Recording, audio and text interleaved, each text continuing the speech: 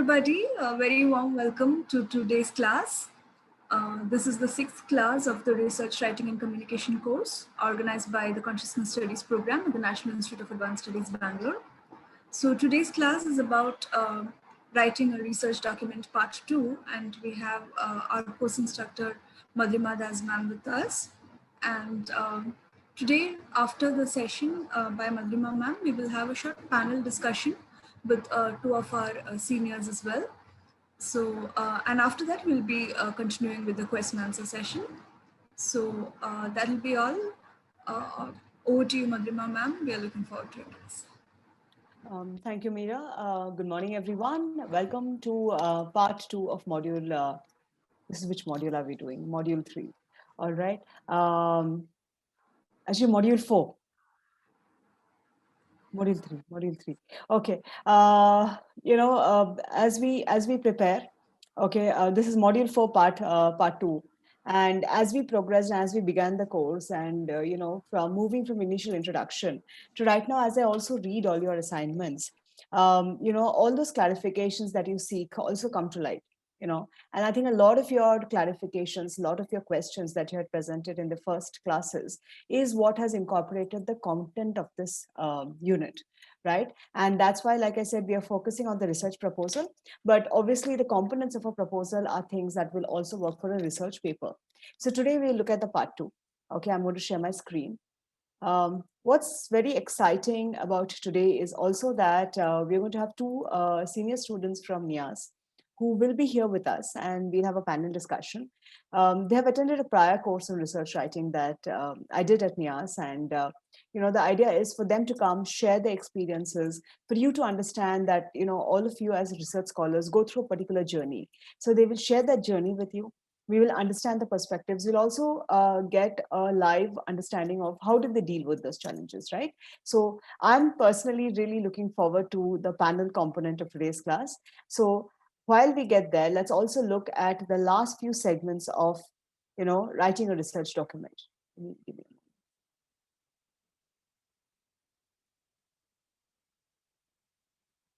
Okay. Meera, is it on slideshow?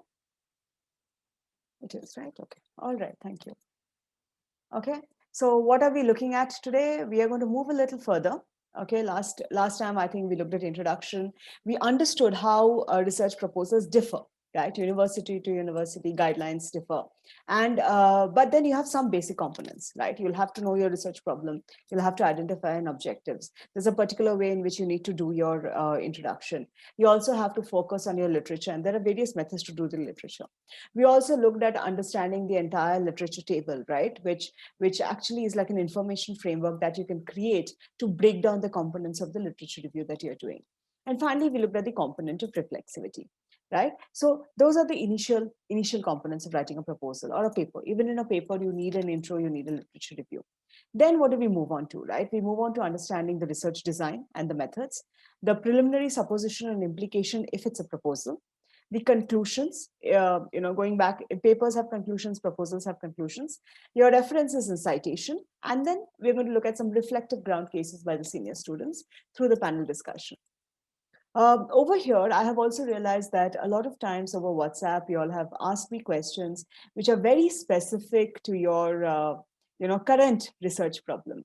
What you have to understand is while we would like to, kind of be able to guide you all through that, that has to be done a little differently. That kind of a individual coaching can be done differently, but right now it is not within the purview of the course because we are trying to cater to multiple disciplines and we are trying to cater to people from multiple professions at the same time. But that doesn't mean don't ask your questions. Do ask them during the class. I do as much as I can to answer those questions. But yes, also the idea is as research scholars, start looking, start reading up more. Okay, there are other courses which you may be able to supplement along with this course, which will only increase your learning and understanding as a researcher. Okay, so what is the research design and the method? So your research design is primarily a multidimensional concept, right? It is your plan of research. What are you going to do? What is your measurement method? What kind of sampling will you use, right? How will you collect your data? How will you analyze your data? It's all of that put together, okay? Now, what is the objective? Some depending on the kind of research you're doing, some of you may look at fact finding, some of you may want to explore, some of you may want to evaluate a component, right? Then you all are focused on some specific area. You all have specific thinking areas, right? Then for some of you who are doing primary research, okay, which is based on meeting people, interviewing people, you will have a locus of location. So you could be doing the survey in Bangalore, some of you could be doing the survey in smaller towns, some of you could be doing the survey in Uttarakhand, right?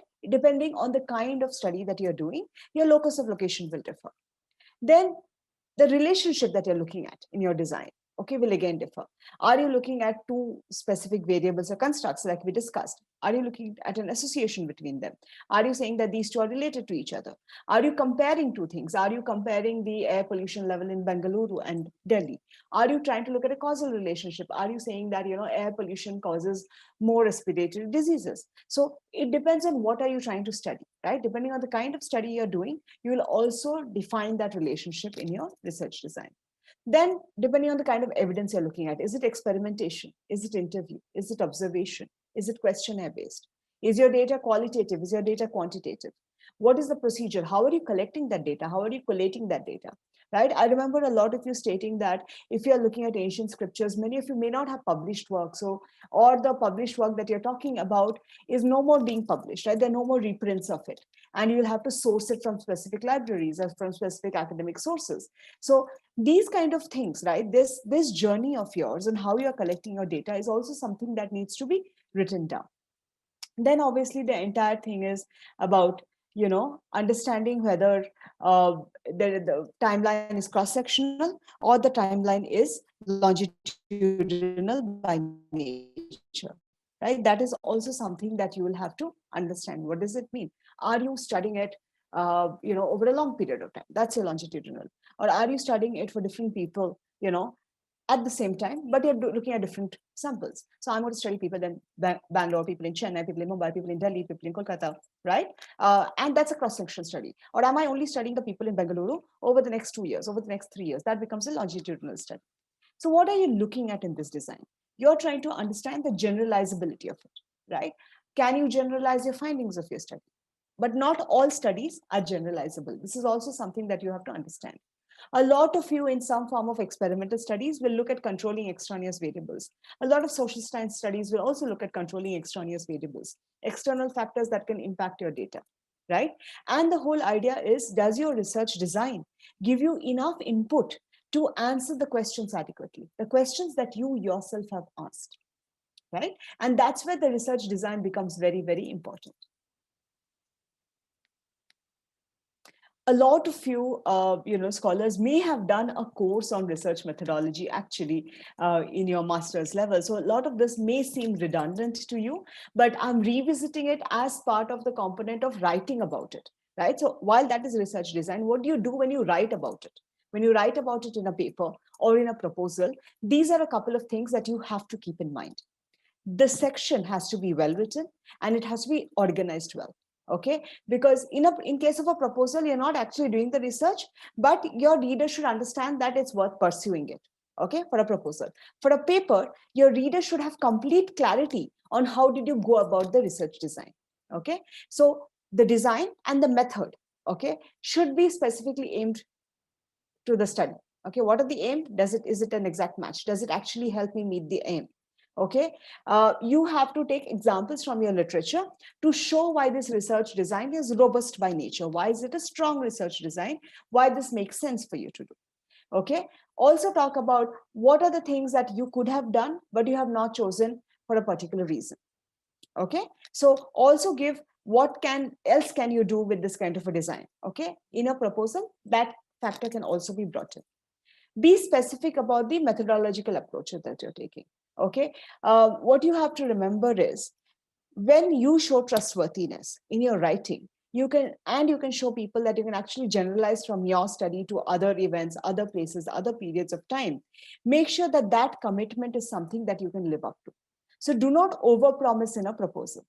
right? Always talk about it very, very realistically, very, very objectively. What is it that I can commit? What kind of validity can I do? For example, if I'm doing a study, right, where I have to develop my own questionnaire, obviously I have to do principal component analysis. I have to understand if the questionnaire that I have developed, right, I have to do that factor analysis to understand if that holds ground. So I am checking for validity, I'm checking for reliability using Cronbach's alpha, and then I'm deciding, does it give me data that it actually means to measure, right? So that entire process is very long, but you'll have to, in your proposal, be able to at least highlight that you're intending to do that process, right? The fact that you're looking at, making this methodology, making this entire process very, very robust, very, very objective, and very, very strong. When you're describing the method, talk about the specific research operations that you will do. Don't be vague. Okay. For example, if you're saying coding text from interviews to find statements about the need to change school curriculum, and then running a regression to determine if there's a relationship between campaign advertising on social media and election outcomes in India, right? Don't just describe what you intend to achieve, but how will you spend your time while you're trying to do that? Don't just say, I'll do a survey, but tell how will you do that survey. Don't just say, I will do unstructured interviews, but tell how will you do unstructured interviews. Don't just say, I will do triangulation, right? So how will you do, what are the components of your triangulation methodology? This is something you'll have to talk about. Okay, don't just list, but explain it, because it shows that you have an understanding of why you're picking up a particular method and why you're doing it. Okay, also understand and acknowledge what are the possible barriers that can happen and how will you address them. So you could have a small segment in your research design where you talk of the barriers. Now, this is for a proposal.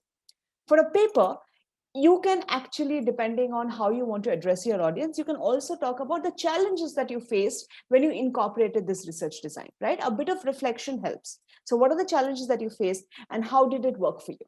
Okay. But what you have to understand is no method is perfect. Okay. So you will have to acknowledge that there can be challenges. You will have to be aware of it, and you will have to learn how to work with it. And it's always better that you acknowledge it rather than somebody else brings it out and says you have not spoken about it. Okay, so that awareness, that self-awareness is very, very important when you delve on your research design. Now, looking at the proposal, right? Like I said, methodology is the larger umbrella. Okay, methods is a part of it. Methods is a specific tool and procedures, a tool and techniques. Now, depending, like I said, I'm going to reiterate this again. What type of research are you doing? Qualitative, quantitative? Are you collecting original data, or are you working with secondary sources?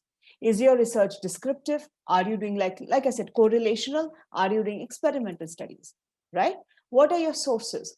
Who will you study? Okay. How will you select your sources? What is your sampling technique? When and where will you collect your data? What is your timeline? Which is the place? Like I said, the locus, the location of your study, right? Then your method. What tool and procedure are you going to use? Okay, and why are they the best methods to answer your research question? Now, it doesn't mean that that's the only method to answer it, but you as a researcher have chosen that method. So you will have to explain in your paper and even your proposal, why are you choosing that method? Okay, finally, practicalities. How much time will you need for a proposal? How much time did you take to collect your data in a paper? How will you gain access? How did you go about it? Do you foresee potential obstacles? What were the potential obstacles? So in a proposal, this is futuristic. In a paper, this is a past component. Okay. Have we understood this component of the research design and the research proposal? Can I quickly see thumbs up? Yes, no? Yeah? I do see some chats coming up. Okay. Okay. All right. So remember, keep your research design description very, very simple. Make sure you answer the question that you have raised in your objective, raised in your problem, and make sure that whatever method you choose, whatever tool you choose, why you're doing it, how you're doing it becomes very, very important. Okay, that's very, very important. Now, when you're writing a proposal, it's very important that you also bring in a lot of preliminary supposition and implication. What does it mean? It is what you're anticipating as a result, right? You don't know, but this is what I think is possible. So it's important for you as a researcher to be able to bring in this segment. However, this segment will not exist in a research paper. In a research paper, you directly go to analysis, discussion, and conclusions. Okay? Just because you don't actually have to do the study and analyze the result doesn't mean you don't talk about the process and the implication. Okay, so in this segment, you will argue how and in what way do you believe your research will refine, revise, or extend the existing knowledge in the subject area, right? This is your argumentation segment. That's why I did argumentation as a skill in module 3. This is where you will have to convince the reader, why is this study important, right? Depending on the aim and the objective, what is your anticipated result? How does it impact future scholarly research? How does it impact practice? How does it impact theory? I think somebody had asked me what is theoretical implications in one of your questions on the chat. The idea is that does it extend a particular branch of theory? Can you add a particular segment to an existing theory and say, you know what, it gives a new understanding to that theory, right? Does it help policy making? Does it help interventions? Okay, and also understand and describe that what you're doing could either be a potential new policy, a potential new understanding, a potential new way of analyzing, which means that you could actually derive a new methodology. Like somebody said, my study is on deriving a new methodology. So that's where this comes in. Yours is a potential new way of analyzing. I don't remember who, but I think one of the participants had mentioned that you're working on deriving a new methodology for your area. Okay, that is the implication here for you. Now, what are the questions that you will ask yourself at this? Yes, preliminary suppositions, Surya, are very similar to expected outcomes. Preliminary because it is before the main study, and suppositions because somewhere you're still making an assumption about it. Okay, now what are the potential implications? Okay, what might the results mean with regard to the theoretical framework that underpins the study? Now, you don't have to answer all the questions. I'm just saying you could be answering. You could be having implications on some of these questions. What suggestions for subsequent research could arise from the potential outcome? What will the results mean to practitioners? What will the results influence? How will it influence programs, methods, interventions? How will it contribute to solutions that are social, economic by nature? How will it influence policy? How will individuals and groups benefit? How will it improve and change, right, the area of research? How will the results of the study be further implemented, and what innovations can come out? Are you creating a product? Are you creating a service? All these questions come. But what you need to remember and what you need to be very, very research design and research proposal are not the same. Research proposal is the entire proposal. Research design is what are you going to do? What is your research design? Who is your sample? How are you going to go about the sample? What are you studying? What's your independent variable, dependent variable? Savita, that is what your research design is. Okay, I also understand a lot of you have some clarification with some very basic components. What I'll do is you will have to give me a little more time while I create the handout for this. I will give you all some links. I'll also see if I can give you all a couple of papers which talk about research design, or some books which talk about, you know, research methodology, which may help you all further understand these components. Okay, so I will also share that. Meera, can you please make a note and send me a reminder so that I can put that across in the handout? Yes, ma'am, sure. Yeah, thank you. Okay, so what you have to remember is this. This section is not about idle speculation. It's not your opinion, right? It is not without evidence. So you'll have to have some, your evidence is what here? Your evidence is literature review.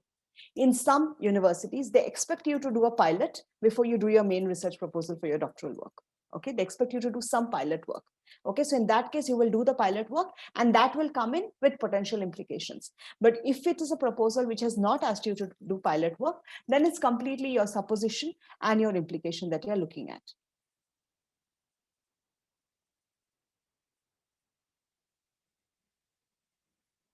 Okay, now you have to talk about reflecting on the gaps. Okay, what are the areas that have not been studied? How will your research contribute to that? That is what you're looking at when you're talking about your research design and your research proposal. Then finally, how do you formulate your conclusions? Okay, be it a paper, be it a proposal. What are the main components that have to come into your conclusions? Okay, the conclusion reiterates the importance or significance of your proposal and provides a brief summary. Okay, in a proposal.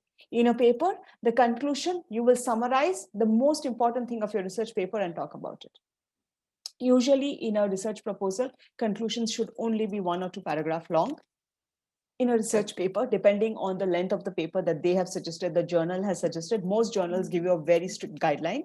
Okay, you can decide how much should your conclusion be, but make sure that all the important components come into the study. Why was the research problem worth investigating? Why was it unique? How will it advance existing knowledge for a proposal? How did it do so for a paper? Okay, the implications become more strong because you're writing it in the past for a paper. For a proposal, you're writing a futuristic component of how will it help.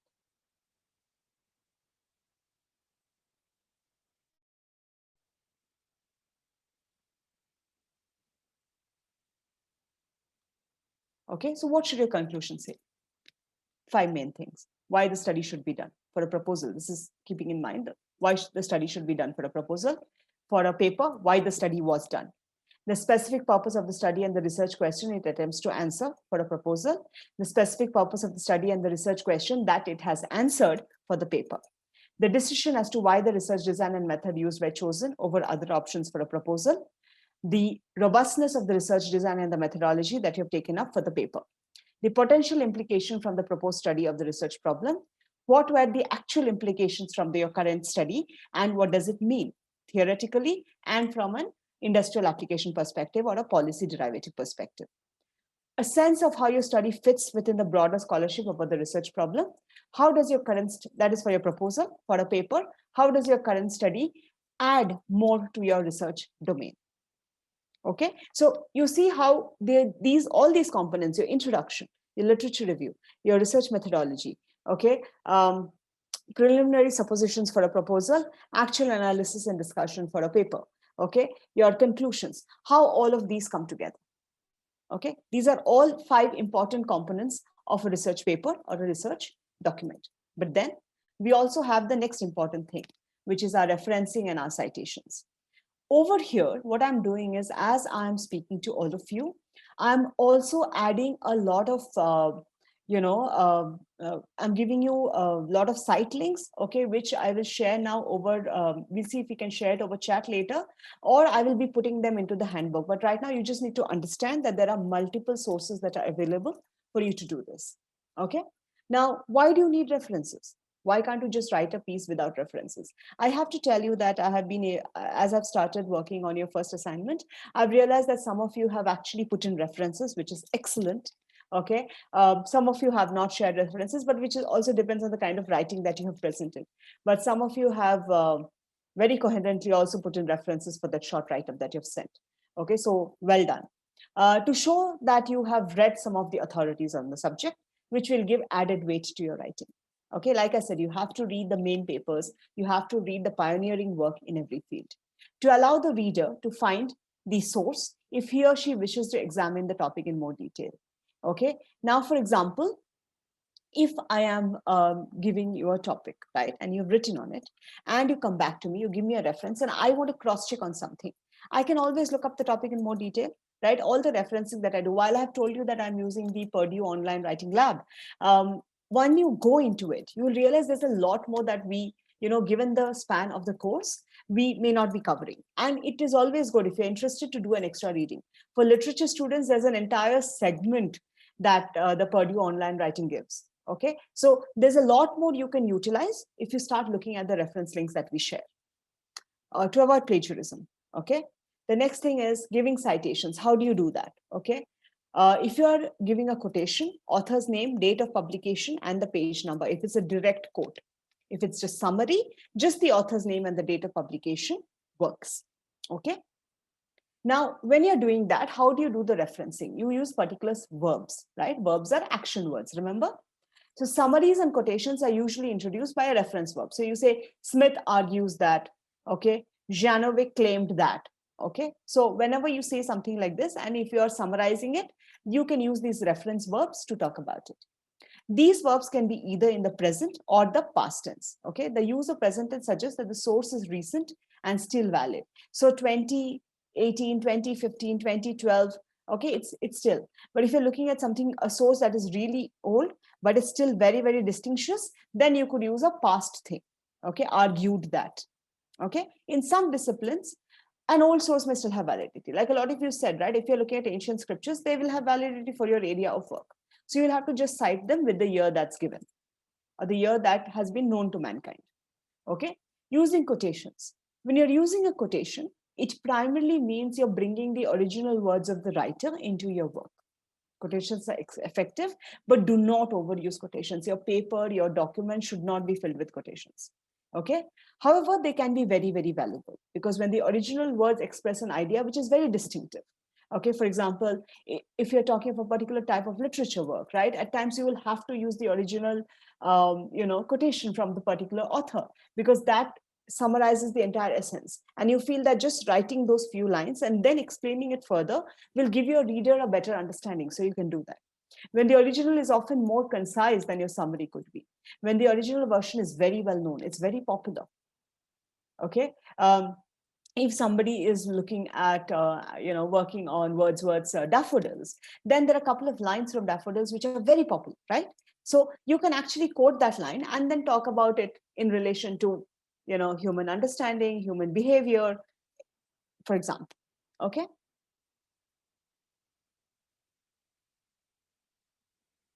All right. Now there are some rules when you are doing quotation usage. Okay. If it's a short quotation, you can use single quotation marks. Okay. Quotations inside quotations have to be nested. Okay. Then you have to use double. All right. So it's a quotation inside a quotation. Longer quotations can either be indented or printed in smaller type. You have to give page numbers after the date. Okay. If you are quoting and if you're putting it in quote, make sure it's the exact thing and there is no error. Don't miss out any section. Okay. But then if some things are irrelevant, okay, and you want to delete things that are not useful for that current context, you can put a ... Okay. At times, if you want to insert a word or a phrase to clarify a point, you will use square brackets. Okay, I will be sharing these. I'm not expecting you to remember them immediately, but I will be sharing these. These are some rules that are there. I've taken them from the Purdue Online Writing Lab. Okay, and it's used quite universally. Okay, now with citations. As with any scholarly paper, you have to cite the sources you've used. In a standard research proposal, and even a paper, the section can have two forms. So you'll have to consult with the professor about which one is preferred. Okay, also the university or the journal where you are pursuing it from. Savita, for specific things on the MLA and the APA, you will have to look at the citation generator that they have given. Okay, so that is something that you will have to remember. Okay, but this is something that's generally used, and you will have to keep a lookout on that. Okay, usually the quotation things are very, very similar across, but the way you cite, the citation component differs with MLA and APA. Okay, so your reference lists only the literature that you actually used or cited, and your bibliography lists everything that you've used or cited in your proposal and additional citations and things that added relevance to your understanding. Okay, so you may not have directly cited it, but it gave you a better understanding of your work. Okay, that's your bibliography. I think somebody had asked me what is reference, what is bibliography, so that's your answer here. In either of these cases, it should testify to the fact that you've done enough work to ensure that, here I'm saying project will complement because I'm looking at it from a proposal perspective, but even the fact that the paper, is complementing the work that it set out to do. Okay, and it's complementing the work of other researchers. It's meeting the goal of its research problem. Okay, now all these things, right? Like if you're following the APA citation format, there is a citation generator link. You'll have to just go there and it completely takes you on a step-by-step process to understand how to do the citation. All this will be shared in your handout, so do not worry about that. Yes, Archana, I am sharing EndNote here as a resource too. Thank you for bringing that up. Can a research paper have both citation and bibliography? Citation is what you write in your text. That's your citation in brackets, Nirmala. Bibliography is what comes at the end of the paper.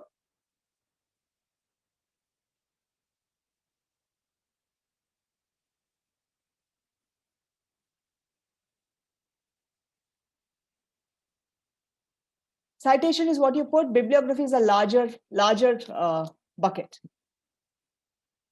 Harvard referencing, I'm not sure, Ashwin. We'll have to check and get back to you on that. Okay, now let us look at this. Okay, now when you're doing citations, okay, before I give you the citation generators, let's look at some abbreviations that we use in citations. Okay, in-text citations often use the following abbreviations. Okay, so for example, et al. It is normally used when there are 3 or more authors and the full list of names is given in the reference list. Okay, IBID, taken from the same source, that is the same page as the previous citation. Okay, so that's IBID.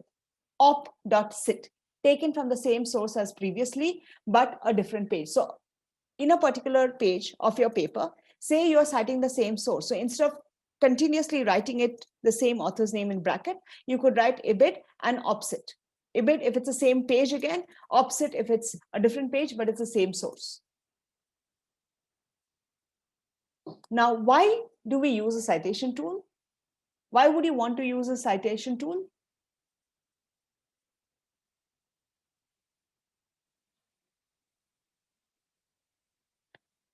You may choose to do reference and bibliography in the same paper. Okay, it's possible. The research significance of citations are important, Rishabh. I mean, for people to know that you have done enough groundwork and you have made an attempt to write originally. To be accurate, to acknowledge, to give credit, to maintain standard, very good. To make the referencing easy, yes. Okay. Also, it makes life way more simpler, right? So if you have a tool, you should use it. So what does a citation manager do? A citation manager, it's comfortable, it's fast to acknowledge the researcher, yeah.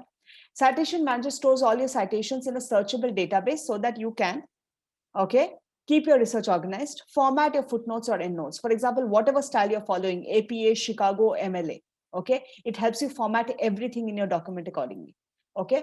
Footnotes are things that come at the end of a particular page. Footnotes are endnotes with a little extra thing that you want to talk about, say a particular concept or a component, okay, or a particular reference.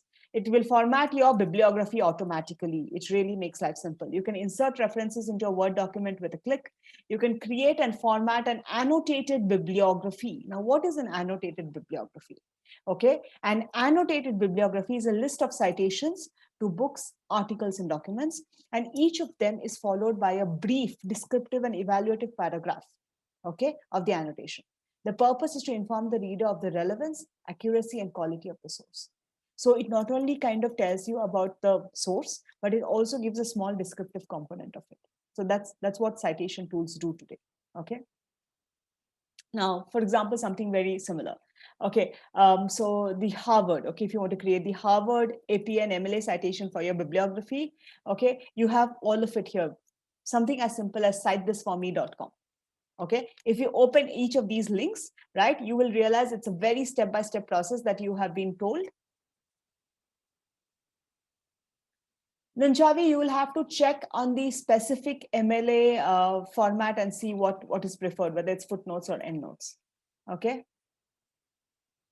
Yes, it is necessary to mention everything that you have referred for your work. And that's why it's important to keep storing your references. So a lot of times people say, it depends, it's very guide dependent. Some guides may say, give only the bibliography because it includes everything. Some say give references. So you'll have to decide on that. Okay. Or you give references and then you say bibliography, you say, excluding the reference papers, maybe you just give the extra ones which you have just read for understanding. That's another way some people do. Okay, so this is one example, citethisforme.com. Then there are a lot of other tools. Okay, there are citation generators. I thought I can either share this on chat. I can actually do that right away. If you click on these are all hyperlinks. Okay, and you should be able to. Okay, the hyperlink doesn't go on the chat, but these are all hyperlinks, but you should be able to look at them. Okay, so you have EndNote, which I think one Archana also spoke about. It's a bibliographic citation management software. Okay, and it's like your personal library of references and citations. Okay, then you have EasyBib, which gives you the MLA bibliography generator. So all of you who are looking at MLA, EasyBib is a good place to go. APA and Chicago will require a subscription, however. Okay. Then you have Noodle Tools Express, which generates citations for MLA, APA, and Chicago, but at times it may not be able to export to word processor. Okay, so you will have to then have an advanced version of it. Mendeley is another free citation manager, and it's very good with academic social network and understanding the different citation components. Okay, Zotero is a free citation manager. Okay, similar to EndNote, but it integrates with a web browser to grab citation information from websites. So you will, as a researcher, have to try, but EndNote is very, very good. Okay, EndNote is very, very good, and it has all of them. This entire thing of citethis4me.com is also something that's very easy. If it's not a large number of references, and for a quick thing, you can actually do this. Okay. The next component that I'm going to talk about is understanding the research schedule and the budget. Okay. Now, sometimes in a research proposal, you will have to put in the research schedule and the budget. Okay. Yes, Archana, the advantage of EndNote is owned by Microsoft. Okay. And when you use it, it does. But the whole idea is that I didn't want to say this because I don't want to look like I'm promoting a particular organization or an entity. Okay. But yes, that's also another component there, Archana, which is from a user perspective, it's very, very friendly. Okay. So in some cases, you may want to include a detailed timeline of the project, right? Now, some of you had asked me, why do we need to present a budget? Now, you need to present a budget in your proposal, but not all research proposals ask for a budget. So see what the institution you are looking at is asking for. Okay, basically, how much money do you need to do your study? What is the justification? Okay, how will you calculate the money? How did you know this is how much you'll require? Okay, think about your travel cost, material cost, right? For all of you in pure sciences, natural sciences, okay, there's a lot of material cost, which may be very, very high, right? People in social sciences, humanities, you may have a lot of travel cost. Okay, so depending on whether you're doing lab work, whether you're doing simulation work, whether you're doing field work, your heads of these costs will differ. Okay, and some of them will be more heavier than the other. Then some, I'm not sure here, but some universities may allow you to also have higher research assistants for larger projects. Okay, at that point, how much will you pay them? So that can also be accounted for. And finally, how much, time are you investing? So some people, while doing research, may take leave from their regular jobs and they're doing it. So it should also cover that time. Okay. Uddhav, it depends on the university you're presenting your proposal for. Okay, in a philosophical research, if you're going to go on fieldwork and you're going to meet philosophers, say, across the country, then obviously you will have to put a budget to it, right? You'll have to schedule it. You'll have to decide, okay, this is my timeline. This is how I'm going to do my interviews. This is my secondary resource work. Okay, so then, it becomes mandatory to put in a research schedule. But again, it depends on the university you're working with. Okay, and finally, most of your documents will have an appendix. Appendices are documents that support the proposal and the application. Okay, now some of these documents could be the kind of measurement tool you're using, the kind of questionnaire you're using. Okay, if you're looking at meeting people, if you're in a medical field, you will then have to put in patient information. If you're doing a very qualitative thing and you have an unstructured interview, you can put in the unstructured interview schedule. So appendices will have all your extra information. Even the literature review, if you remember, many of you had asked us that should we put the table inside the thing. At that point, what you need to do is that table can also, then that table can become very cumbersome with as an appendix in your paper. Archana, at times you will have to give a ballpark figure. That's how these things work. You will have to try and give a ballpark figure of what does it mean, how will you do it. So it's more about an estimation format here. So you'll have to be able to estimate, okay?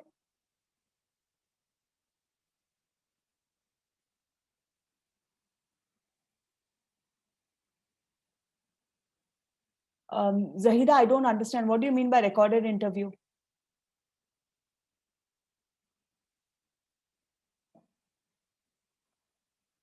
Nazmul, you will have to make notes. For your problem that you have cited to me, you will have to start making notes. Okay. Mira, is there some issue with the internet? No, ma'am, we can hear you. Okay, somebody said they couldn't hear the literature. So I said the literature review table, what we discussed in the last class, if it is too exhaustive, you may not want to put it into your main research paper. Your literature review table can be made, as a part of your appendices. Okay, that is something that you can do. All right. Yeah, if you're recording interviews, you'll have to transcribe data and you'll have to use good transcription tools. Okay. Today, there are a lot of tools that are available, and I think you all should make use of those tools. Okay. With that, I'm done with what I wanted to talk to you all about. Okay. But what's important right now is that we have two students here with us. Meera, are both of them here? Yes, ma'am. Both of them are here. Both of them are here. So if they are okay, maybe I'll stop sharing my screen. Okay, so that we can see all of them. Megha and Rashmi, I would like you all to please come on camera. Okay. I think I see Rashmi. I don't see Megha yet. Megha's there. All right. Okay. Yeah. Hello, ma'am. Hi. Okay. So participants, what we'll do is if you have a couple of questions, okay, we will look at them a little later. But because we have Megha and Rashmi who have taken time out of their busy schedule and made time for this interaction. So let's finish the interaction with them, and then we'll open the floor for discussion. Is that all right, Meera? Yeah, that'll be great, ma'am. Okay. Yeah. I would just like to briefly introduce Megha and Rashmi. Both of them are doctoral scholars at the National Institute of Advanced Studies. Megha is working with the Department of Social Sciences. The title of her study is Collective Memory, Social Identity and Educational Experiences, a study of Bhat community. Thank you for agreeing to come and speak to us, Megha. And we have Rashmi, who is working with the School of Conflict and Security Studies under Professor Subhachandran. The thesis title of hers is Governance in the Arctic, the Role of Institutions with Special Reference to the Arctic Council, Sami Council and Arctic Circle. So welcome Megha and Rashmi, and over to you, ma'am. We'll have the panel discussion now.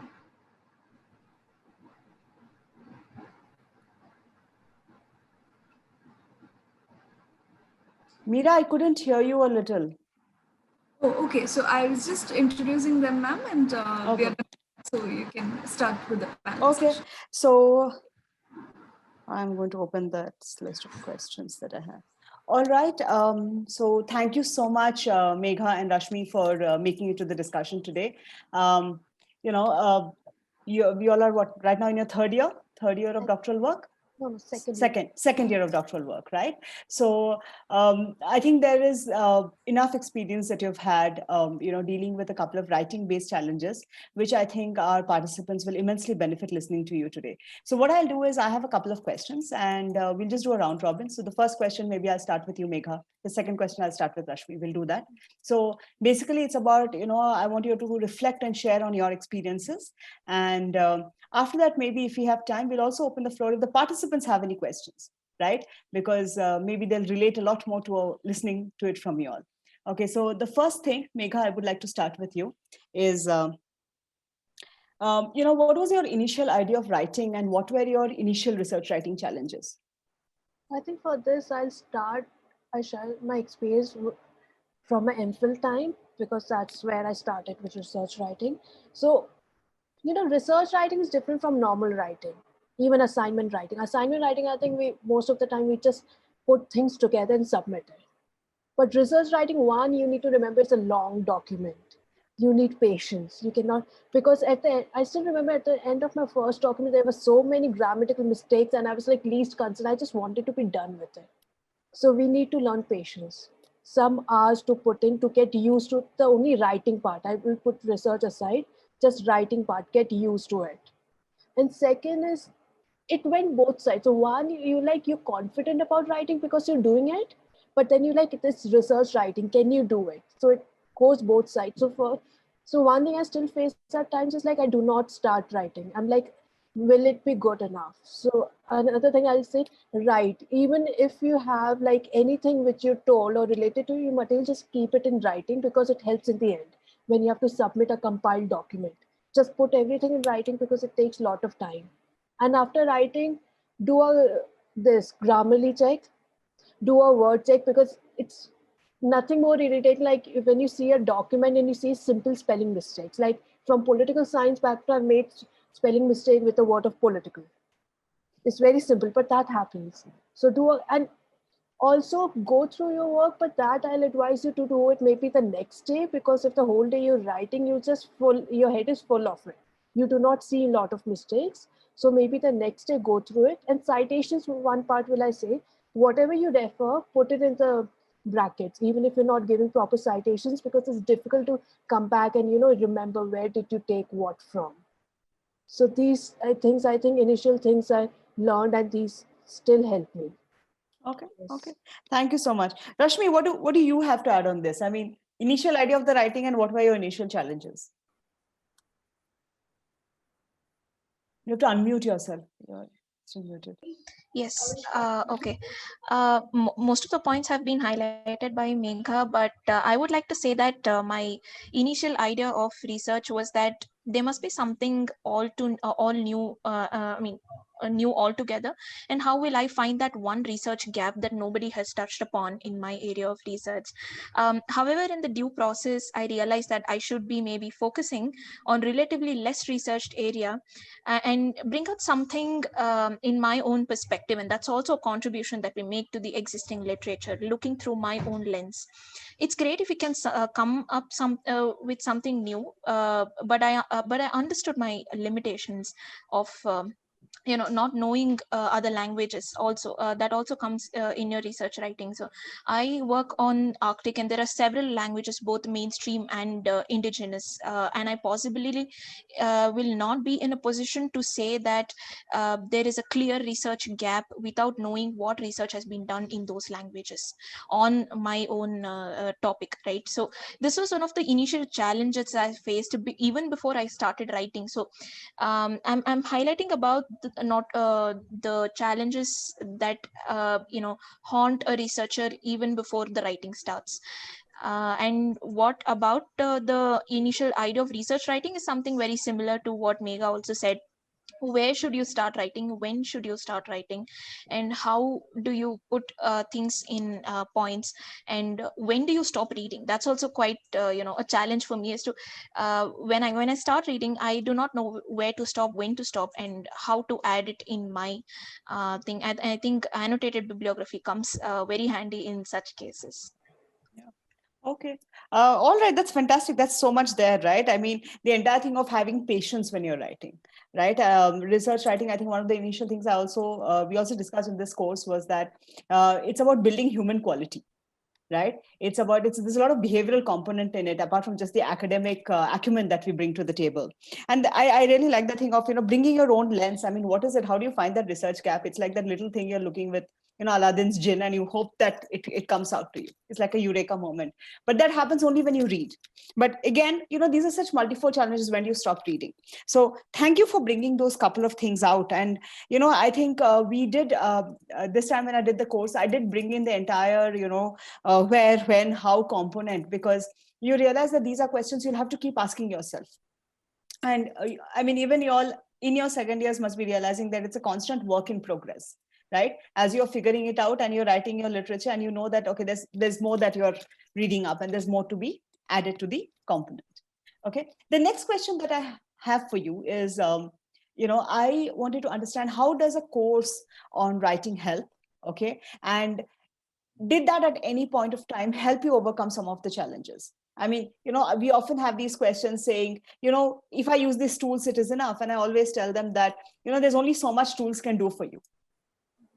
You have to develop your own basic understanding. So is there something that you all would like to share from having done courses? Like, you all have courses that help you understand how to do research, courses that help you understand how to write better, right? Courses that teach you research methodology. So how do all of that come together to help you write better? Rashmi, we'll start with you this time.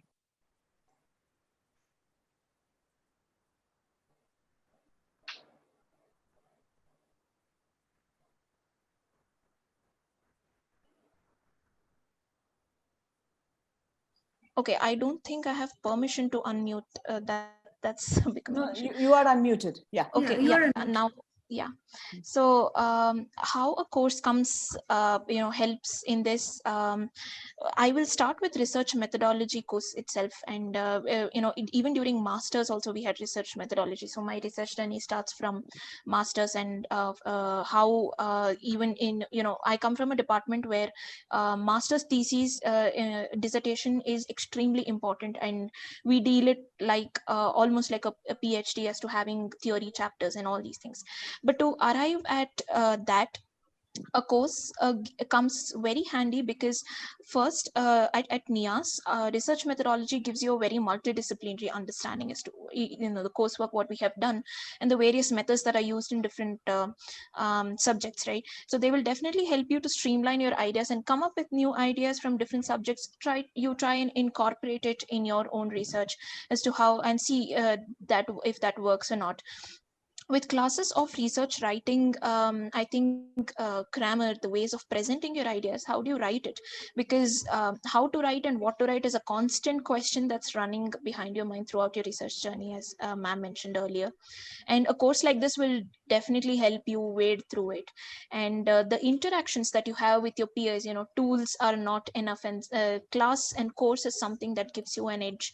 Interactions with your peers, who might not be from your own discipline, but might be your peers with other disciplines. Interactions with them help build a new experience altogether. My personal take on research writing course, what ma'am I attended when ma'am took, is she took the pain of going through the drafts of my thesis proposal and correct it, not only in terms of grammar but also in terms of methodology. In fact, she helped me build a research design. I mean, I didn't have much idea about how research design worked and these things. She helped me through those things. So a course definitely, will help you if you want to improve your research writing and streamline your ideas better to present yourself. Thank you so much, Rashmi. Actually, with the first course that I did with all of you, we had the bandwidth. You're a small group, and we had the thing to look at each of your proposals. Here, unfortunately, we do not have that bandwidth. We are not looking at individual proposals. So, and also it's a very, very large group. I mean, I don't know how many have logged in today. We have about 260, 270 students who log in every class. So, but we do have assignments that I'm actually sitting and correcting and looking through and getting back to them on.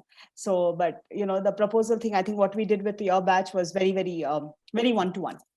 But like I said, the idea of this course is a little different, but we are getting there with enough examples. And I think that's a wonderful point of interaction with your peers, right? I mean, how much of a course, if you are able to interact, you also see different viewpoints. And you also understand how different people look at it, right? And that becomes very, very important. Okay, Megha, your understanding on this, the courses that you've done, and how did it help you? So courses like, I think the one which we did with you and another one which we had in last semester, it kind of gives you a reality check on your writing. Those red marks, you might not like them, but yeah, it does. Also courses, I think what helped me in where not to give extra information. That was one thing I was doing.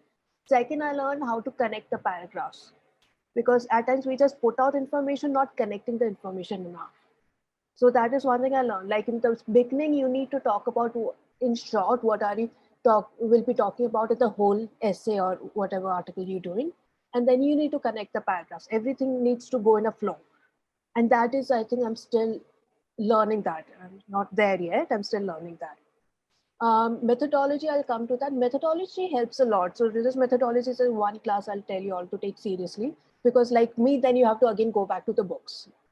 Yeah. So you're reading. So methodology, I think, which helped me a lot when it comes to my field work, how to do it, how to approach it, because from the field is a place where I'll get that information which is not anywhere else. I think that will make the most important part of my work. So methodology will help with that. And course, definitely, I think we need guidance. It just helps us, even if we are good at writing, it helps us to get pushed ahead. And if we are not, it's immensely helpful. It's like you get a feedback, and which you may not, and that also at a professional level, that what we got from you, ma'am, and from another class, it's like a professional feedback, which we do not get from peers. We get a feedback, but it's like the level of difference, it matters a lot. So I think course definitely helps. Every first year should have a course on research writing. I think, thank you so much, Megha. I think what's coming out from both of you, this is that, do your courses, and something that we have been reiterating with all the students here, that each of them come from different disciplines. And it's important to not only have an understanding of your area, but also understand how to connect the thread, right? Megha, just what you said, how do you connect the paragraph, right? That's exactly what we spoke about. We spoke about UDT, we spoke about coherence in writing. And I think it's a constant struggle for a lot of us. because you get so carried away with reading so much, writing so much. At a point, you need to come back and see, is your narrative following that coherence in the writing? And I think, Narasimha, I remember one of your first questions in the first class was, why do we need to understand multidisciplinary approach? Right? I think Megha and Rashmi have answered that for you in these two questions. When they are talking about how interacting with multidisciplinary students, how understanding the different forms of writing, different perspectives actually help, right? Okay, my next question for both of you.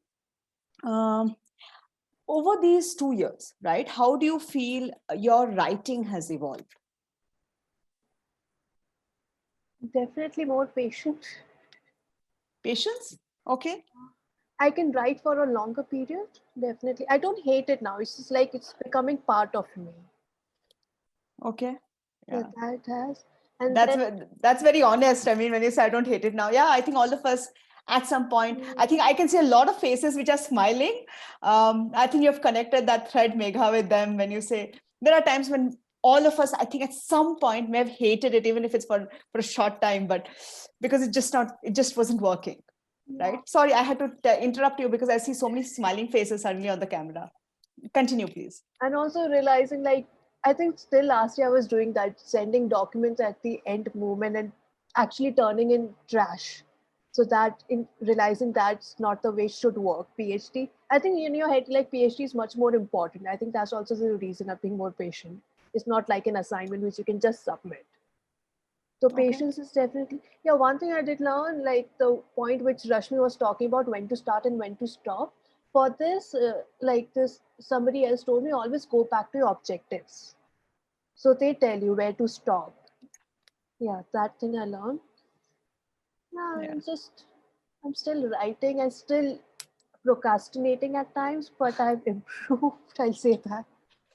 Yeah. I think procrastination is like a student's birthright. Yeah, we all procrastinate. Some of us are better at pretending we don't, and some of us are very good at camouflaging that procrastination. But I think everybody at some point does procrastinate. But I think that's interesting, right? To know where your objectives are and to know how much to write. So your objectives are like a fencing to your writing, right? It's like your goals. It's like your main goal, your sub goal. Are you reaching your sub goals? Are you reaching your main goal? Even for a proposal or a paper, you'll have to look at that goal and decide, okay, have I done that? Have I looked at that? Yeah. Rashmi, I think we lost you for a moment, but you're here. My next question was, how has your own writing evolved? If you have to reflect upon it, right? And like you said, you did a very strenuous master's dissertation. So how has your own writing evolved when you look at it as a research student?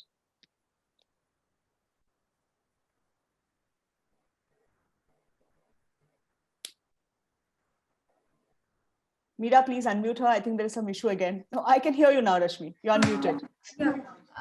Yeah, sorry about that. I will talk about how evolving as a researcher, and not only about research writing, right? So master's dissertation, yes, definitely, but then I can see the evolution for myself. When I see the papers that I had written a year ago, leave alone masters, I find the difference. I mean, I'm sure all of us can, as to as in when we read more and more, we can see how we have evolved ourselves. Now I'm able to connect the things better than before, as even as Megha was telling, and that comes as in when we keep reading more and more, and we see how the authors have perceived a research problem, how they have written, the vocabulary they have used, the citations, the theoretical framework, so on. So we get to learn from others as well.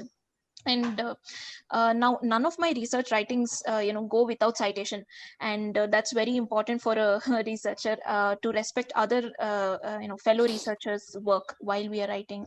And through this process, I've also learned about the importance of citing maps, audio files, and these things. So maps are very important for my study, and to study the changes in the sea ice, distribution of resources across the Arctic, and I have learned to cite these as well.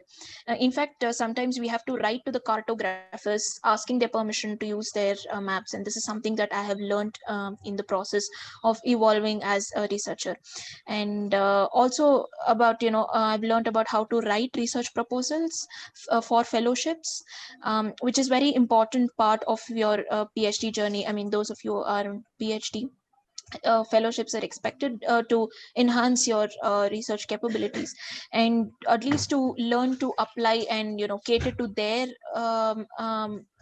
their expectations is something that that a researcher has to learn through the journey. Okay. Thank you so much for that, Rashmi. Can you just share a bit? I mean, interesting how you shared about citing maps and how you need to take the permission of the cartographers, right? With audio files, how do you go about citing it when you use audio files for your work? Well, till now, I haven't used any audio file as such. So there's a speech that is very important that I have used. It's a speech of Mikhail Gorbachev, the former president of the Soviet Union. So what happened was I did not get the audio file of it, but I have the written format of the speech. Okay. So in such cases I can cite put it as a footnote and cite that in city of Murmansk, Mikhail Gorbachev made a speech, gave a speech on so and so. So till now I haven't cited audio files as such, but I think it also follows the footnote kind of citations. That's what I think. So you can give a footnote reference to them when you're Yeah. looking at it. Okay. Okay. Now I have one final question. Okay. Any 3 tips to our research students here? 3 tips, each of you. It's like those rapid fire, no? The fancy interviews. So 3 quick tips. So we'll do 1 tip from each, just so that one person doesn't take away all 3, and then we'll see. Okay, Megha, we'll start with you. Tip. Okay. Whatever you're reading, read it more than once. Maybe put some time in between and read it again. I'm always finding new information from the same document. Read more than once. Okay, that's tip 1. So we have 6 tips coming up. Huh? Everybody just listen up. Rashmi. Finalize on what your research interest is, because on a long term you will have to deal with it, and you shouldn't get frustrated. I'm not kidding, but there will come a point where you will be get done with this thing, so you should come to the area of interest. I think that's the first step that you should do as a researcher. Okay. Megha, next one. Apply for your conferences on time. I think these are some criteria which needs to be fulfilled by the UGC. Like I'm done with my conferences and other works. So do them on time, because in the ending year, I think what we are learning from seniors, from the experience, is like it takes time. Okay, fantastic. Rashmi, next one. Whatever you read, whatever you think, just keep writing, and then don't wait. I will write tomorrow. I will write when I write that chapter. No, just have a separate notebook and then just keep writing. Maybe in the brackets you can refer to it when you're doing chapter 6 or chapter 7. So that depends. But just keep writing. You will not think again the way you have thought the previous day. Fantastic. Okay, Megha, last one from you. There's like all my digesting phase. Like if I'm reading, then for half an hour, I might just go for a walk. I'm like, yeah, now in the back of my head, it's going on but those breaks are needed. So take those breaks. Okay. Rashmi. I have a habit of using Post-its. So on my table, I cannot show it right now, but then on my table, I have these short bullet points where I just write it down, whatever that comes to my mind randomly. You have those eureka moments. So I write point to think, point to read, whatever, and then write it and just stick it till you do that. Don't take off that Post-it. Yeah, I have this. Okay. Yeah, I have cue cards too. Okay, all right, fantastic. Look at that. Read more than once, finalize on your research interest, don't get frustrated, right? That's a mantra. Apply for conferences on time, keep writing, thought to action. I like the digesting phase component. I mean, go for breaks, walks, whatever you do. You want to dance, you want to sing, but the whole idea is give yourself that time to digest what you've written using Post-its. And I'm going to have another 7th tip, Meera. Meera has tips to share. So Meera, over to you. Just one, ma'am, that I have found very useful during writing is that when you feel stuck, use a mind map. Like, I cannot emphasize this enough. If you are getting stuck with what to do and you don't know how your paper is going, you don't know how your research is going, just take some time and do a mind map. Please learn how to make a mind map. It is very useful. So if you can put it all in paper, like connect the dots, then you can see it in paper, like how the things connect with each other. and then it'll be so much more easier to write. So I find it very useful. Okay, thank you. Rashmi and Megha, do you have another 10 minutes if you open up the floor for questions? You both have? Okay, all right. Participants, your chance to interact with students who have been through the initial phase. Okay, and you can also put on your videos, thank them in person. I see some thank you messages coming in on chat, and ask questions if you have any. We will have a Q&A with them now. Right. So if you have any questions, participants, either put it up in the chat box, or you can also use the raising your hand option. Yeah. Raise your hand, unmute, and speak up, please. Any questions, anybody?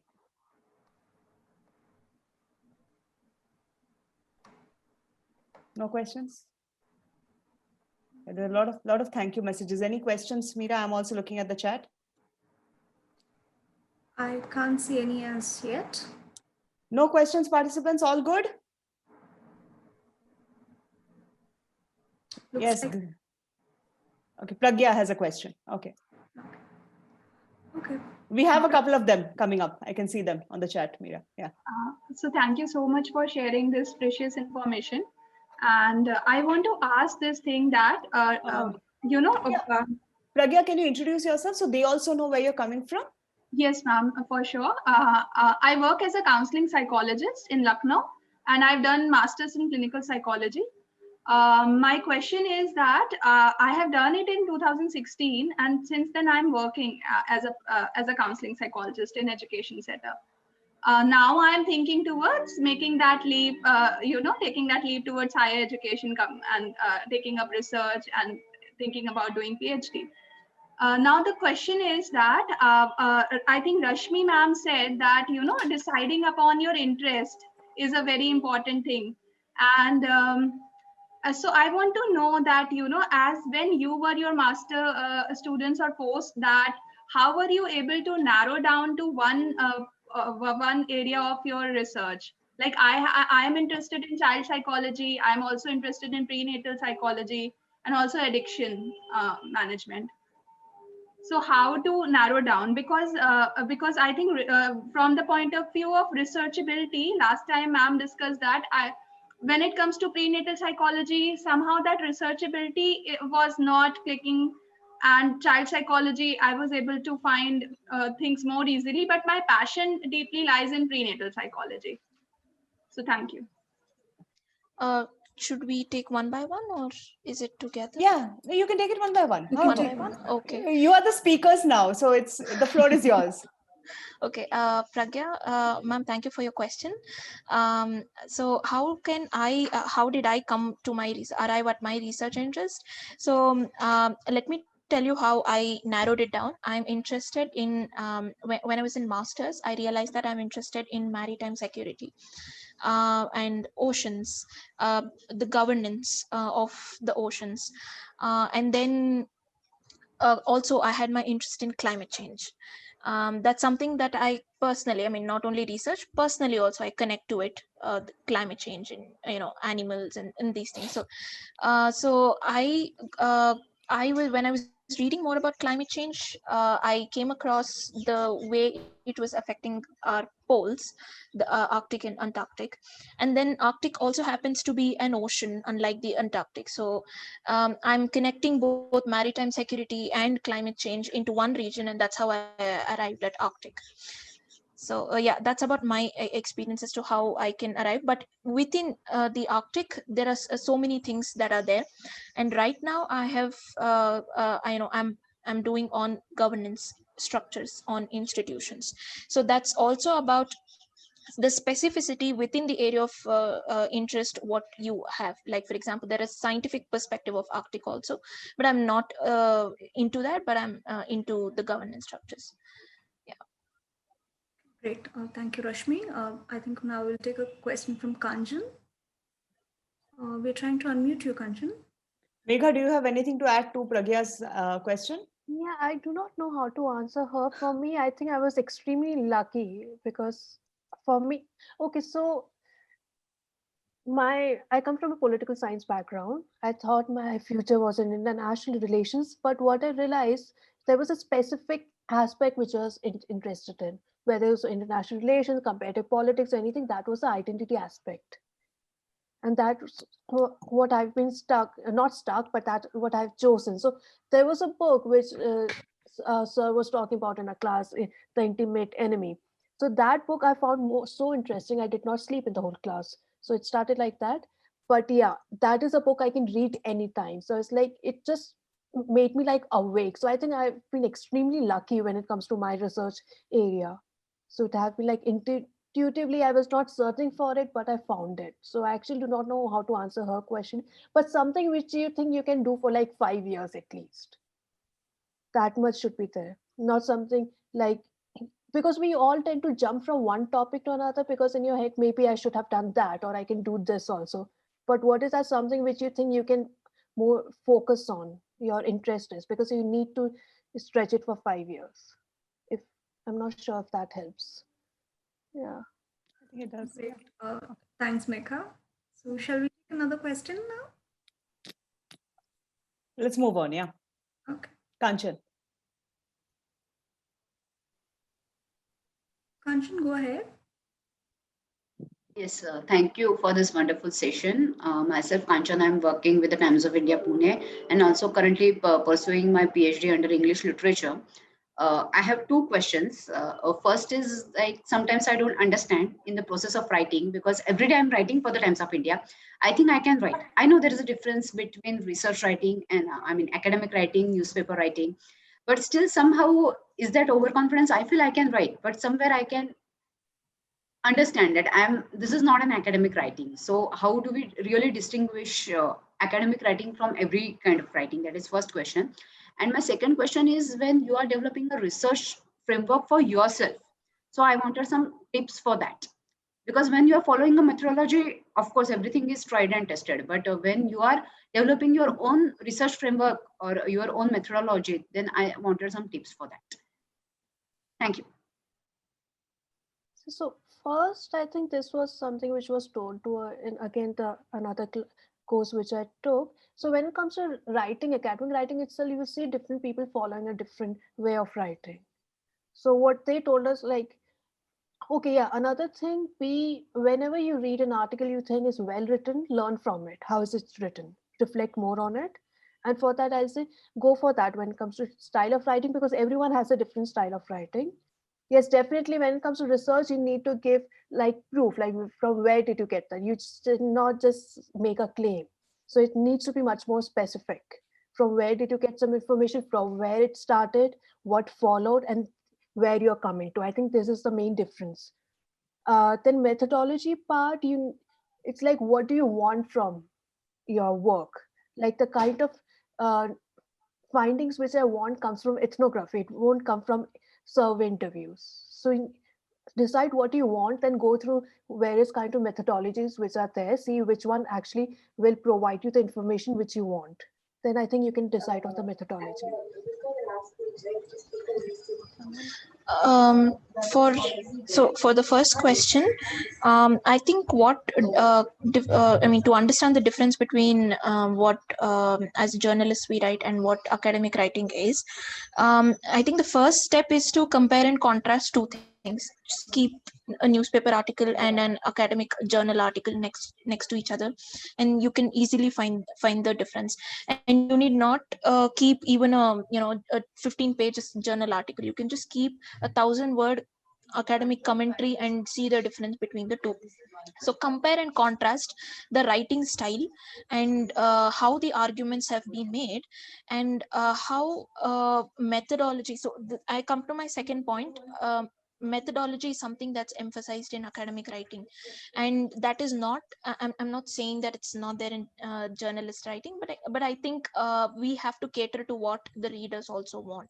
So a newspaper article might not go into the deeper methodology in these things, so that differentiates it from academic writing, is what I feel. Then there is citation and the evidence that you need to provide for that even Megha highlighted, to substantiate your argument. That might not be that might be absent in journalistic writing is what I feel. So these are the three things. And the second question is about how do you get your own methodology, methodological framework. That's a tricky question for me, because I didn't have any proper idea about, okay, this is what this is how I need to do, as and when I learned about new things, new methods, and even now I'm learning. So I just incorporate them if it deems fit in my framework of understanding. I think I answered the questions. Yes. I think you did. Thank you so much. The next one, Meera, let's take some of them from the chat. We have a lot of questions. So, right. So I'll read one from Archana Nagarajan. Archana asks, I submit academic projects at the end of every semester for each course, and we have to go through rigorous process of research, citing, and referencing. Minus budget and fieldwork, everything in the academic project submitted is original. So how much valuable is my work? So that's like a open-ended question. I mean, if anybody wants to. It is Archana, it is adding value. So you then have to see if that project can be converted to an academic paper for publication. That's what you should talk to your course instructor or guide about. Value is a very intangible component. How do you derive value as a student? Are you looking at it to get a course grade? Are you looking at it because you want it published? Are you looking at it because you want to send it to a conference and look for an award? What are you looking at? Right? So you have to see if it's publishable, if it's possible, and maybe then you will derive value from it even better, because it's original piece of work. Okay. So I see two questions directed to Megha and Rashmi. The first one is from Aditi. Yeah. Could you both share your view on time taken to complete a particular writing?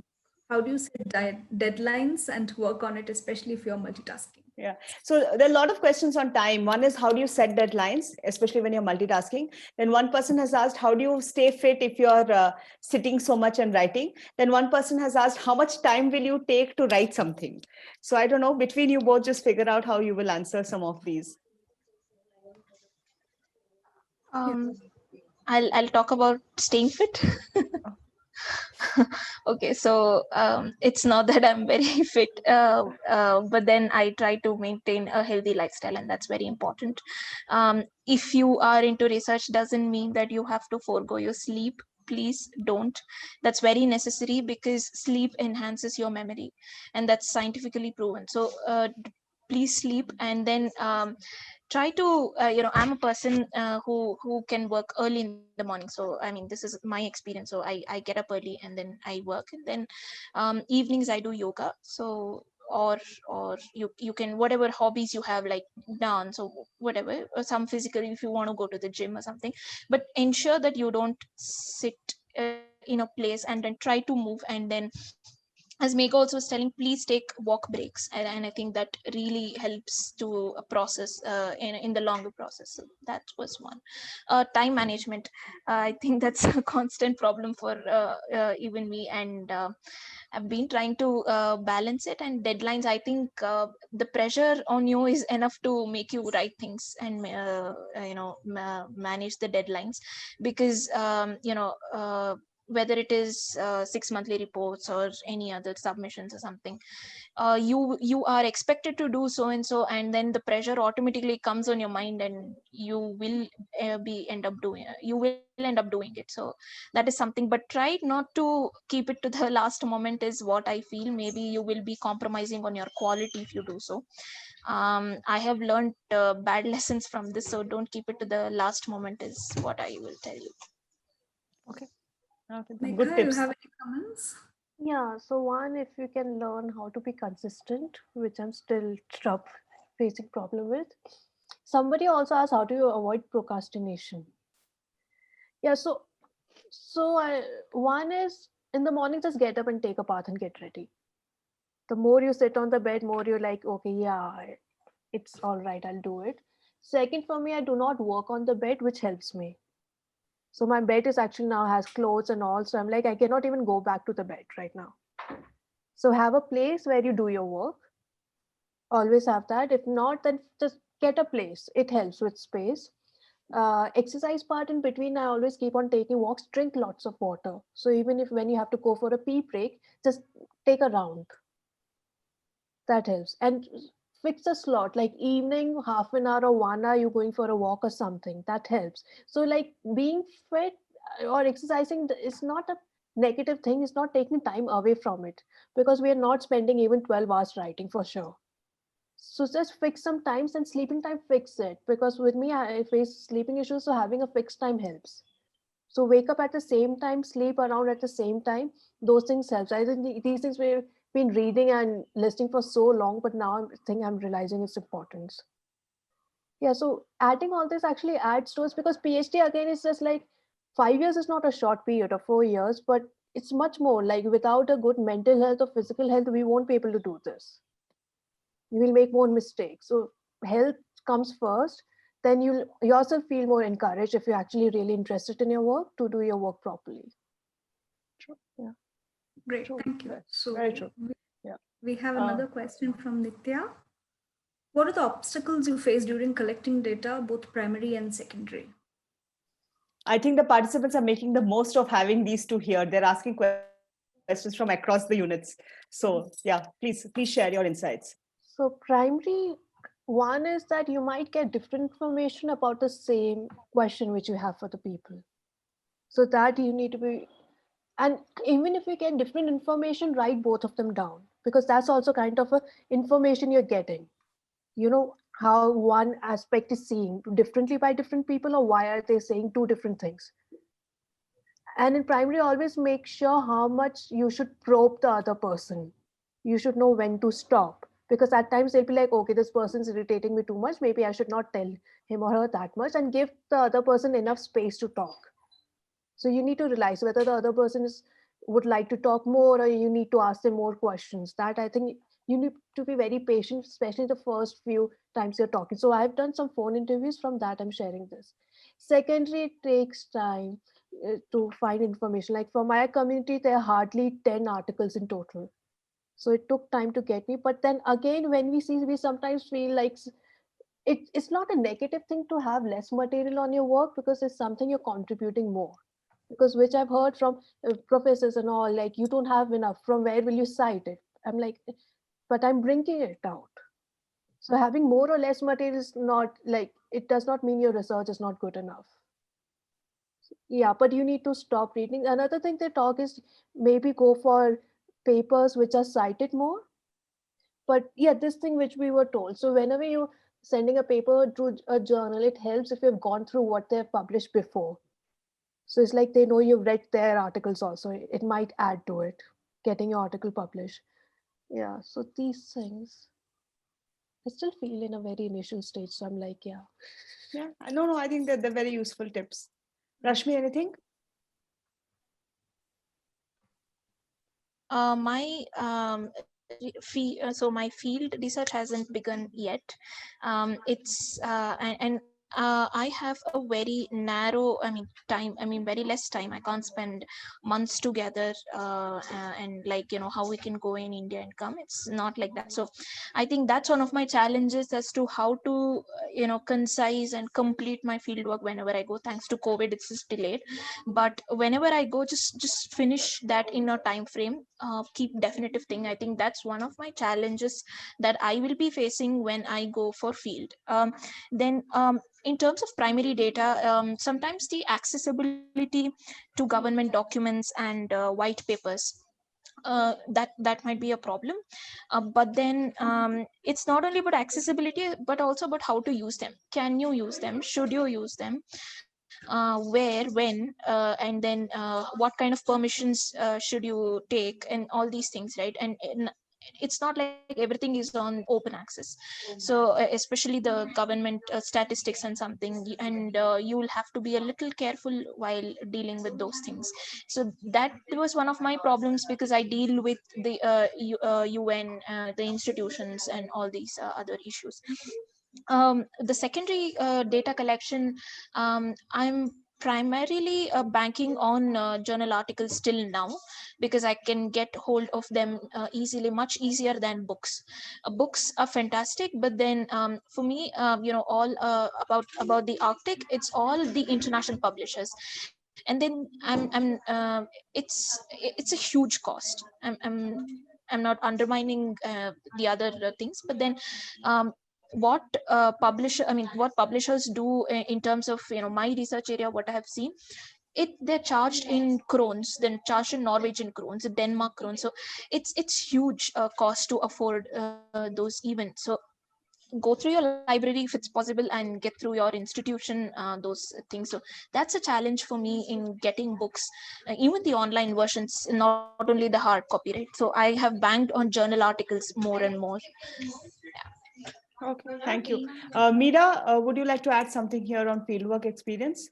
Yeah, so I've been going to the field for the last 2 years now.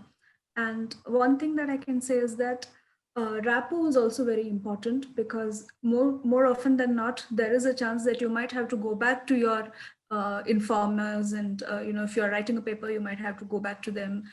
For many reasons, there are chances that you might have to go back to them. So maintain a good rapport with them, because your PhD will take 4 years. There are many chances when you might have to go and interact with them again and again.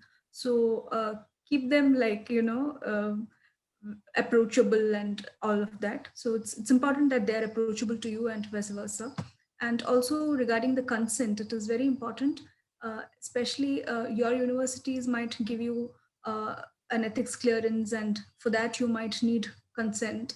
And even later, if you're publishing your data after your field work, you will need consent forms. So that is also something to keep in mind and not forget when you are approaching your field and collecting data. That's all. Thank you so much. We have a question from Subhash. Yeah. Subhash, go ahead. Yeah, hi, ma'am. I'm Subhash. I work as a counselor at NIMHANS. One thing that always stops me from getting into PhD is that I'm always worried of choosing a wrong topic, and I really don't know what is the scope to change it. After your PhD, you realize you're no more interested in this. This is my first question, and the second thing is, we are addicted to the rewards at work. You write some articles related to your subject, you get a lot of readers and reviews. When you have some good patients and their reviews, it gives you some good dopamine for you to continue your work. But when it comes to PhD, for the long 5 years, you wait and you don't know how again it turns out, or whether it finishes at 5 years. What are the things that motivate you, and what are the things that we have to make sure to get ourselves constantly motivated and have some dopamine running in your brain to have that reward system and pleasure doing at work? So these are the things that always stop me. And I had colleagues telling me, see, when I write this newspaper article, I get a lot of reviews from people. So many people call up to the hospital to see how we are doing. But when we do this research papers, we always feel, who is reading this? Does it have enough impact? So these all such questions have always put us back from committing into a big decision like PhD. How do we deal with these things before getting into one? Okay. Megha and Rashmi, any thoughts on that? I think for me right now, I'll be just happy if papers get published. If anyone reads it or not, I'm like, let it be. Good publication, I'm happy. Okay, then, like I said, very, very blunt, very honest. Yes, Rashmi. Okay, so for the first question, I think, the first step is to decide what area of interest you're interested. I'm sure, if not the specific topic, I'm sure you'll be knowing as to where your interest lies, the broader topic, right? And then specificities you can discuss with your supervisor once you join your PhD course, and then try to, analyze and try to read.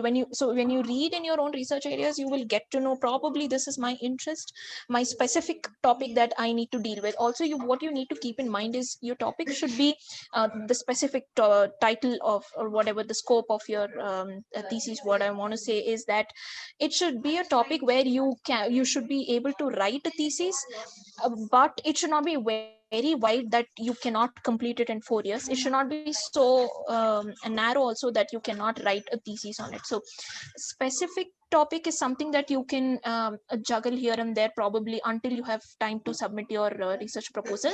But I think you should be deciding about your research interest right now. The second question is about the rewards. So during the course of PhD also you can publish your papers, you can get recognition, you can, that's the reward what you get. You can have people appreciate, and then the last one will be your PhD thesis that will be coming out, and of course you can publish it as a book or a monograph if you wish to, and then you will have enough recognition. So a PhD is a process that you will not be doing thesis alone, but you will be doing multiple things during the process. You have to continue to publish even during your due course of PhD, to ensure that you are seen as a person working in the field. That's very important to stay relevant in the field, because once you come out with your PhD, people should kind of accept your PhD. Okay, so this is the person that I've been reading, and he has come up with a book or a monograph. So I think keep writing, and then you will end up getting your rewards. I would like to add here. So one thing I've seen, with especially people who are applying for PhD, you do not need to have all the answers even before applying for PhD. I think we have that thing. We need to have everything specific, like what we want to do, everything.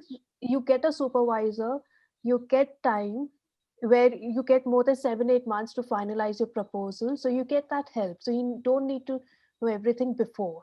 It's something, then PhD does not make sense if you're doing everything by yourself. PhD is a lonely process, but you do get help, and you're supposed to get help. So you and then PhD is a learning process, right? It's also like any other school, college, where you're kind of learning. Of course you don't have classmates and to play with around maybe, but then maybe it's also a learning thing where you will be exploring new things. It's not a job kind of thing where you are instructed to produce certain things. I think it's a learning process, it's a journey that you will have to undertake. So there's time. Don't worry about deciding about those things. Great. Thank you, Rashmi. Okay, So I think we're good. We have all the questions. People want to know what is the day-to-day life. It's very difficult. But what I also understand is I think time management is a large challenge. So what you all need to look at is understand your circadian rhythm, right? All of us, like Megha said, if you get up, get off the bed. Have a workspace that's different from the bed. Also, to understand that different people have there are sometimes we have what's called the burst of energy in our circadian rhythm. So some of us work well in the morning, some of us work well late at night. So identify if you're a lark or an owl. That's the first thing. The second thing is when it's your time, when your neurons are firing and you're really working, okay, do all your difficult cognitive work at that time.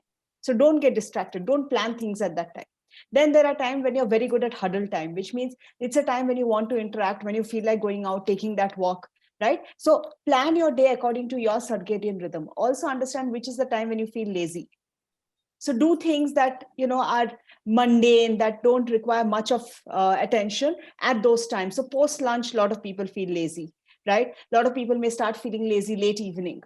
Okay, so figure out your winding down time also, because it's important for you all to wind down. It's important for you all to get your sleep. It's important for you all to stay hydrated. And I think like both of them said, your mental health and physical health has to be good for you to be able to be invested in a research work. Right? Without those two, I think there's very little. And Subhash, on your dopamine thing, motivation can be intrinsic, extrinsic. You need to figure out what motivates you. I think, we could look at different theories, we could look at different things, but the whole idea is what's your eureka moment? When does your dopamine go high? So we all take time to figure that out. Once you do that, maybe it will help you, but we can't answer that question for you. It's a self journey. So that way. Yeah. Do we have anything else, Megha, for the two of them? Yeah, we have a couple more of Girls, I know it's almost an hour since you all joined in, so maybe we'll just do 1 or 2 more and we'll close, because I know I've taken 1 hour of your day. Yeah, Megha. Students only. So no, but but I'm sure you have things planned. So even though I blocked your calendar early on, yeah. Right. So we have one question about conferences, as to do we attend only the conferences that are specific to our research subject, or also other ones? And then another question is, how much time do you find for extra reading? Like, do you all get time to read anything else at all? Conferences, I would go for the ones which are specific to my topic, because otherwise it's just you have also in conferences you do not only present, you also listen. So it will be much more helpful for me if I present somewhere which is related to my topic. It's like you get to learn more also, not only present. Other ones I've not gone for, so I cannot answer for that. But yeah, that's why I think a lot of us spend time to search for conferences which might highlight our own topic. And second one was question. On reading, on extra reading, like, Yeah. do you have time to read? Yeah, extra reading keeps on happening. I avoid novels because if I start, I don't stop. But there are a lot of other like random articles and all which I keep on reading, which has nothing to do with academics. It's just like, yeah, I do that very easy. Like in the morning, afternoon, between, I keep on doing that. Yeah, and news helps keeping updated with the news because it also at times brings in more information related to my own topic. I will not get to know that if I don't read news. So news helps, and something light reading always helps, is because that does not feel like reading. Yeah. So, Rishmi, can So yeah, two other different questions if that is okay? Because we have a couple more. okay. So should I Yeah. answer this? Some other question? Yeah, some other question if that's Okay. Yeah. okay. So we have somebody asking about relationship with guides and what do you do if they only generate Sorry, I didn't get. about your relationship with the Okay. supervisor, like what do you do if they give you only generic guidelines? How do you go about it?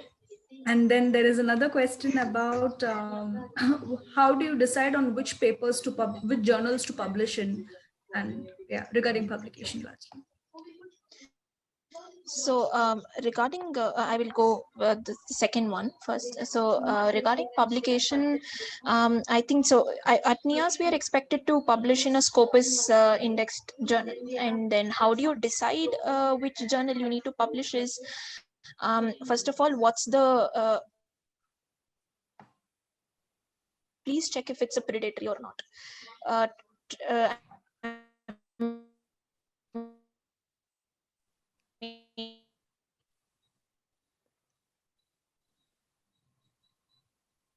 Did we lose Rashmi?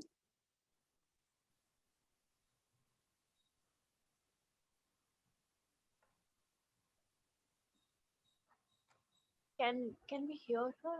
No, we can't hear you, Megha. Sorry, Rashmi, are you here? Then come to international. Am I audible? We Yeah, lost now you. We lost you for a moment. Rashmi, maybe go off your video. Maybe the bandwidth is low. Just go off your video, Rashmi. That's all right. I think we lost her. Megha, do you have any inputs on that? Yeah, journals you need. Yeah, for me it's UGC. First, go through the list and see which all journals do they accept. For me, I've made a separate sheet of journals, and then yes, go through what kind of material they're publishing. That will give you an idea. Maybe narrow down more which journals to go for. So that, and then see how they write, what they're looking for, because again, like I said before, what you maybe want to publish may not be accepted by one journal but may be accepted by another one. So that also happens about relationship with the guide. Have a good relationship. Yeah. Okay. Yeah, Rashmi, we lost you in between. We heard that at NIAS it's Scopus journals. And after that, I think we lost you. Yeah, so I was trying to say as to filter in what kind of journals you should be able to check whether it is predatory or not. I think that's important. Visibility is also something at the end of the day to see what kind of journals are read widely in your areas. Also, maybe first journal, Scopus indexed if you want to aim first. Try being a co-author, and then with an expert who has already an established name. Try writing a paper, and then you can publish it, and then you can write individually. I personally feel that this helps because individually if you submit, maybe they'll take a lot of time, and also may reject depending on maybe you're not recognized enough or so that's my tip about publication. Relationship with supervisor, yeah, as Megha said, please have a good relationship with him or her, and yeah, for 4 years that's a requirement. But then it doesn't mean that you will not put across your ideas, not at all. Please ensure that your ideas are also reciprocated well, and then have a very mutual understanding relationship where you are also respected. Yeah, I think that those are some excellent points, but I really like the idea of what you said, publish with an established person. I think this is something I wish somebody had told me that. I think it's an excellent tip to give, Rashmi, because you get noticed. And I think it is very strategic. It has to be a very strategic way to do it. It's not random. It's, you'll have to plan, and that needs a lot of, thinking. All right. Any more questions? Anything else? Yeah. The others, there are lot of other things, but nothing really related. Right. So I think we have got most questions in general, ma'am. Yeah. So what we'll do is maybe we'll close this segment with them, and then we'll see if there are any generic questions on the class, and then we can close the class. Is that okay? Great. All Yeah. right. Okay. So thank you so much, Megha and Rashmi, for being here, for interacting with all the participants here today. We really found your tips very useful and all the interaction as well. So thank you very much for agreeing at short notice to come and speak to us. So yeah. Thank you for the opportunity, ma'am. Yeah, thank you, Megha and Rashmi. Thank you. It was a pleasure seeing you all again. Thank you. Yeah. Thank you, Okay. guys. So if we have any more questions on the class in general, anything else? I think some of you have asked about the links. Everything that I have done in the last class and this, I will be putting together the handout. Just give me a little time. I will send you the reference links. All the citation, generators, I will send you those names. They'll all be there. Okay. So just give us some time. We will collate that and send it across to you all. Do you all have any questions?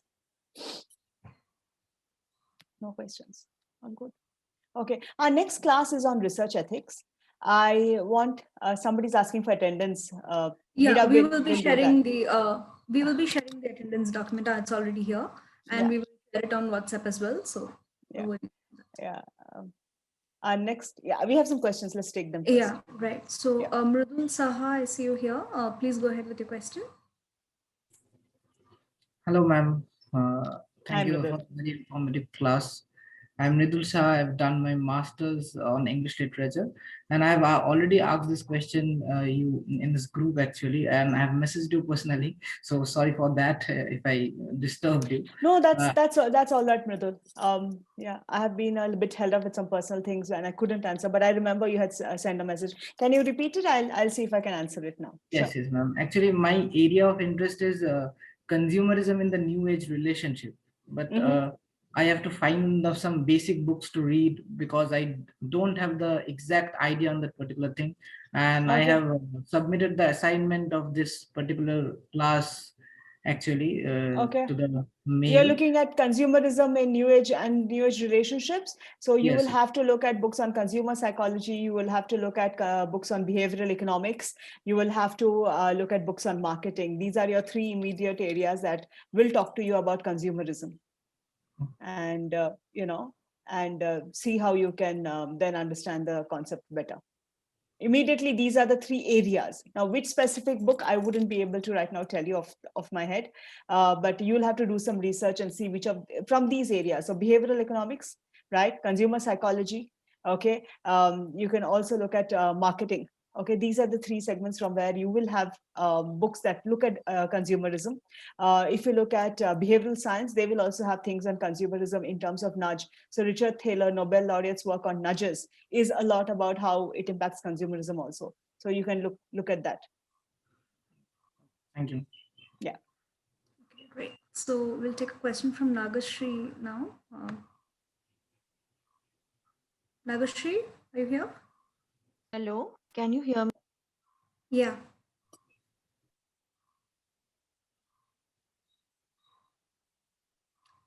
Nagashri, are you here? We can't hear you now.